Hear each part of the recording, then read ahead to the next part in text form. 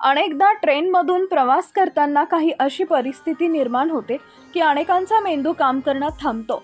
आपल्याला काय करावं ते सुचत नाही। कधी लोकांची ट्रेन असल्यामुळं, कधी ट्रेनमध्ये सामान राहिल्यामुळं लोकांची तारांबळ उडते। सध्या एका मध्य प्रदेशच्या जबलपूरमध्ये अशीच एक घटना घडली आहे। एका व्यक्तीचे UPI पेमेंट अडकल्यानं त्याची तारांबळ उडाली आहे। समोसा विक्रेत्याला पेमेंट करताना त्याचे पैसे अडकले।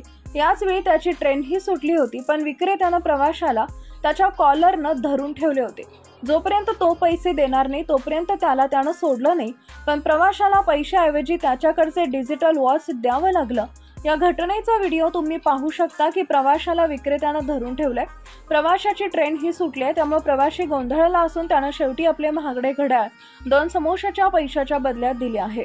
व्हायरल होत असलेला व्हिडिओ सोशल मीडिया प्लॅटफॉर्म एक्सवर @प्रिया राजपूत लाईव्ह या अकाउंटवरून शेअर करण्यात आलाय। या व्हिडिओला आतापर्यंत हजारो लाईक्स आणि व्ह्यूज मिळालेत। अनेकांनी यावर आपल्या प्रतिक्रिया देत माणुसकी संपली असल्याचं म्हटलंय। एका नेटकऱ्यानं यामुळे सोबत पैसेही ठेवावेत असं म्हटलंय, तर दुसऱ्या एकानं 10-20 रुपयांसाठी बिचाऱ्याची ट्रेन ही गेली आणि घड्याळ की त्या समोसा विक्रेत्याला जराही दया आली नाही का असा प्रश्न केला आहे।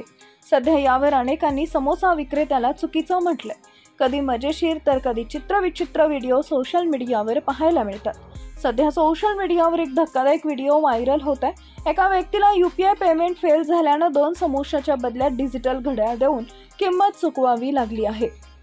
या घटनेचा व्हिडिओ सोशल मीडियावर तुफान व्हायरल होत आहे। हा व्हिडिओ व्हायरल झाल्यानंतर RPFनं समोसा विक्रेत्या विरोधात गुन्हा दाखल केला आहे।